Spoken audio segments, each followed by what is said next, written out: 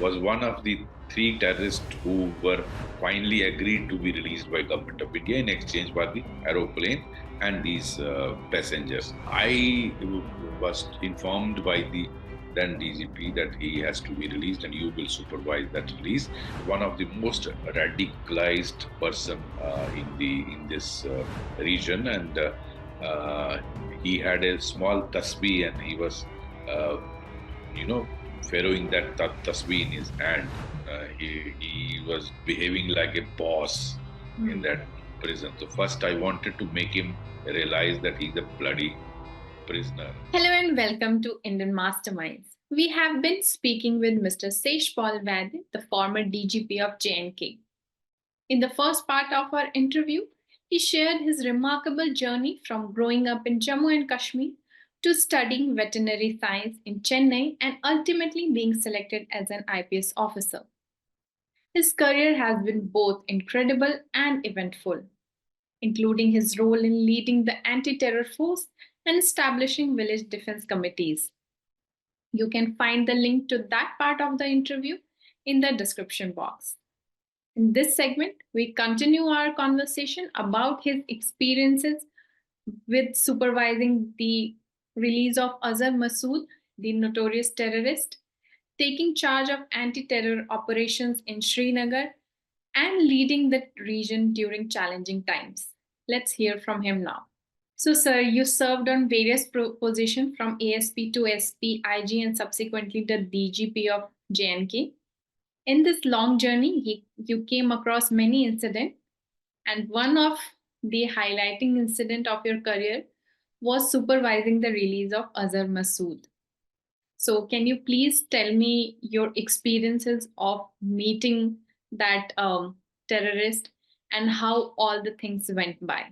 That plane which was coming from Yes, Kathmandu to Delhi Right. was hijacked, and then that was actually it was taken to Kandahar, but for a brief period it landed at Amritsar airport. I think that was the mistake that time. Whoever was in charge in Amritsar, my feeling is if the runway was blocked, the aeroplane would not have been able to take off from Amritsar. So as we in India, our high power committees take time to meet, and I don't know why this decision was not taken. Had that decision was taken of blocking the runway, this aeroplane would not have gone to Kandahar. Anyway, now whatever has happened has happened. So Kandahar, mein, there was a negotiation for a release of this aeroplane. Those days, Taliban were they were in charge of Afghanistan, like what you see today. So Taliban were assisting these. Azhar Masood was one of the three terrorists who were finally agreed to be released by government of India in exchange for the aeroplane and these passengers. So I was informed by the then DGP that he has to be released and you will supervise that release.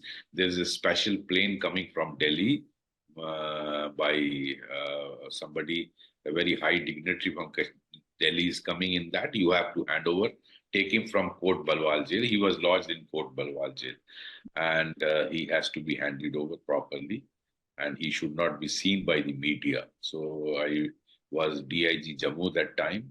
I went to Fort Balwal jail, told the superintendent of that jail that to bring him out.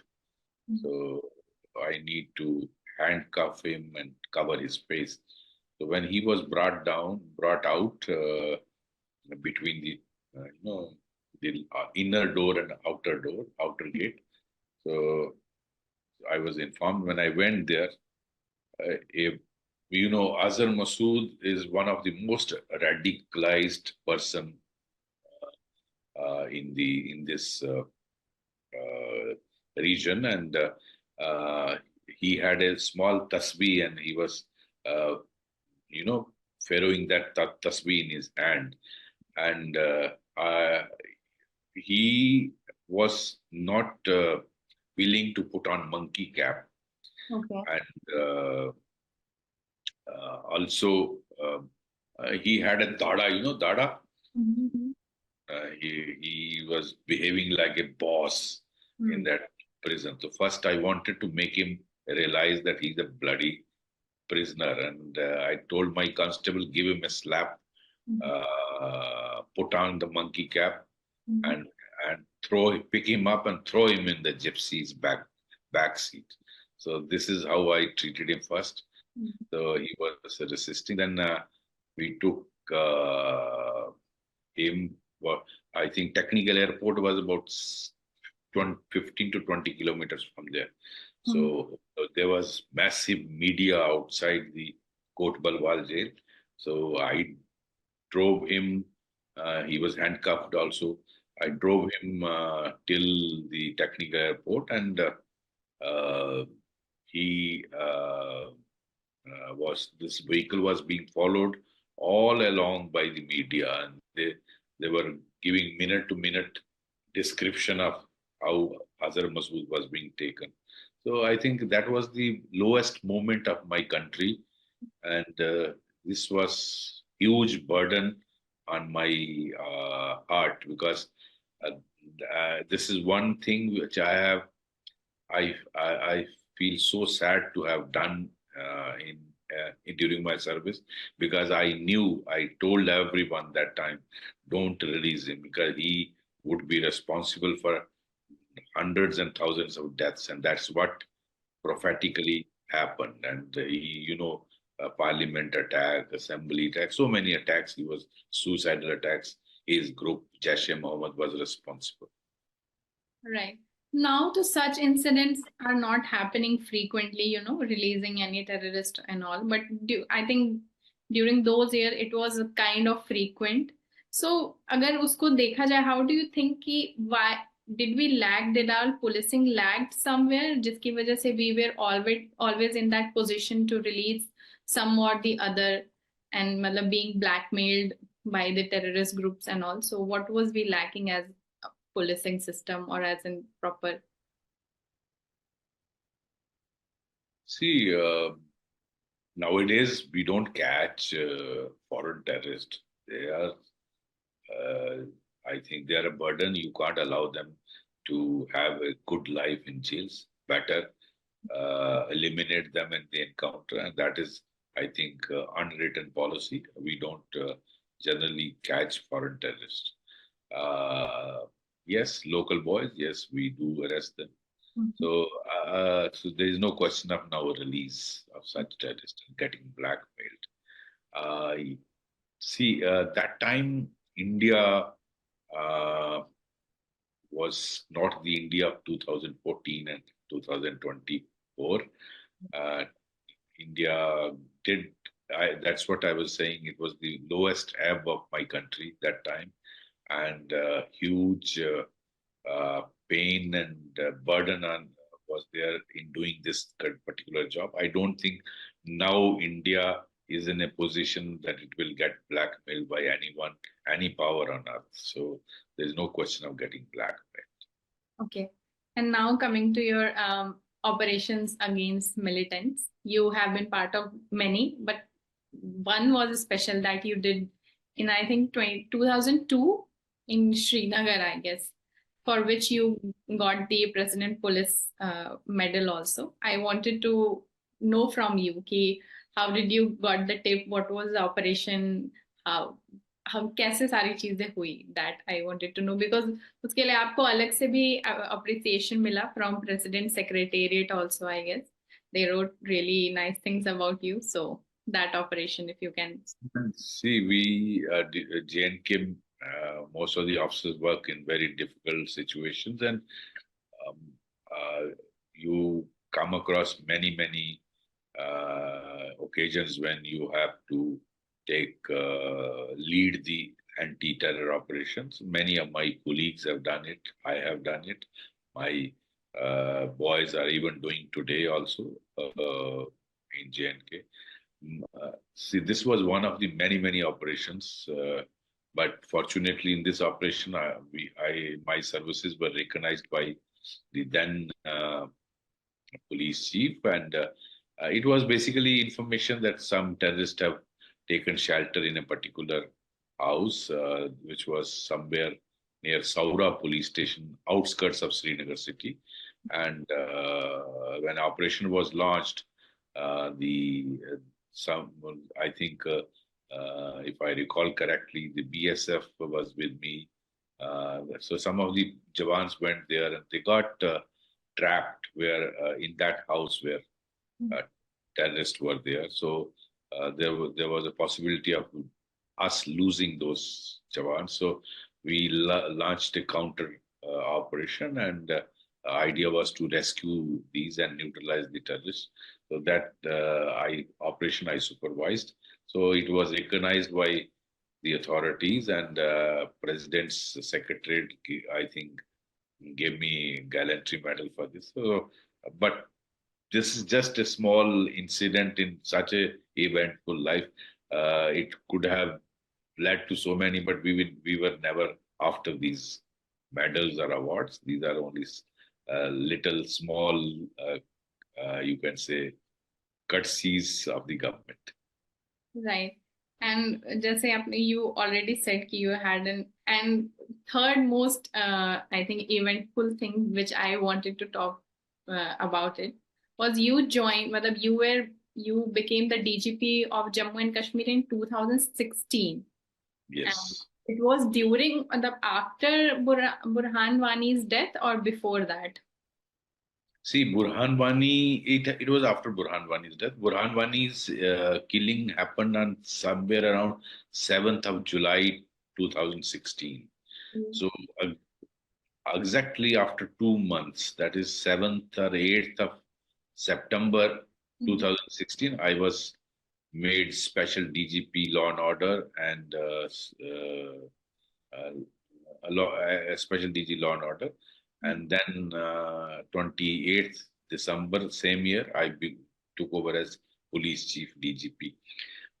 Burhan Wani incident actually was a very, very difficult time after 1990s. It was the worst period in Kashmir, and things were so bad that some of the areas were completely cut off, particularly South Kashmir, Shopian, Kulgam, Pulwama. Some of the district headquarters got disconnected, and each day there used to be 50 to 60 stone pelting incidents in which number of hundreds of policemen and CRPF men were getting injured every day, and things were very, very bad. Many areas were liberated zones where terrorists were growing like rats. Their numbers were going into thousands, from few hundred. So, and CRP, army forces were not coming out because they were scared. Wherever they go, there used to be stone pelting on them. And then if they open fire and kill civilians, so there was those days political government of Mehbooba Mufti was there. There was danger of FIRs being lodged. So all these things had complicated situation. So the forces were also on the back would वो अपने camp से बाहर नहीं निकलते थे. So things were very, very deteriorated. Then when I took charge, I said nothing doing. We have to come out and handle this. So I took our corps commander and the CRPF chief with me, and we went around, spoke to people, went to Anantnag, went to other districts, spoke to people, opened all these district roads, then tehsil roads, then block roads, and then made movement of forces possible. Then registered thousands of cases, I think more than 10,000 cases, registered, uh, detained most of the leaders of the stone pelters and terrorists. I think thousands of them, maybe 10,000 people, they were detained under Public Safety Act, sent outside the state. Then we started Operation All Out. That is the point when we started Operation All Out. You must have heard about it. Then we drew list of all top commanders and started targeting them. So it was a very, very difficult phase which was faced by us, and we led from the front. You were there for 2 years. 2018, you retired, na? Yes, yes. Yeah, it was just before an year before 370 was evoked. I So think just a year before yeah, 370. yeah. So like you said in the start, you joined when you joined, terrorism was only starting in Jammu and Kashmir. When you retired after that, 370 was evoked, and situation, Jitna, at least we know, situation is kind of in a controlled manner. But still, if as your point of view, itne saalon mein, what changes Jammu and Kashmir has witnessed, especially after 370 is evoked? Lot of changes. See, 370, I think the biggest change which came after 370 was वो जो डर था ना लोगों में, that जो the fear factor which was there because of terrorism has gone. People knew that government means business. That is why stone pelting stopped completely. Because if somebody is a ringleader of stone pelter, he knows the government will arrest him, pick him up, send him across the outside the state. So if you are helping the terrorists, you will be arrested, and आपकी location पता नहीं चलेगी. So all this soft separatist policy of politicians stopped, and the government of India was very tough in dealing. I think 370 was that separate identity, separatist politics was actually crushed, and that made a lot of difference. And of course, in addition, the development push of the Honorable Prime Minister has brought a lot of development, investment, so much of tourism, AIMS, IITs, IIM, all these things, one dozen medical college, all this has changed. Now youth is looking forward for a better life in Kashmir. They don't want to be part of Pakistan. They want to be part of India's success story. Pakistan is a failed state, and they don't want to be part of it. So this was Mr. Shesh Paul Vaid. We hope you enjoyed our conversation. To watch more such interesting conversation, please like and subscribe our channel. And do not forget to click the bell icon to get instant alerts. Till then, this is Pallavi signing off. Stay informed, stay curious, and stay tuned. Thank you for watching Indian Masterminds.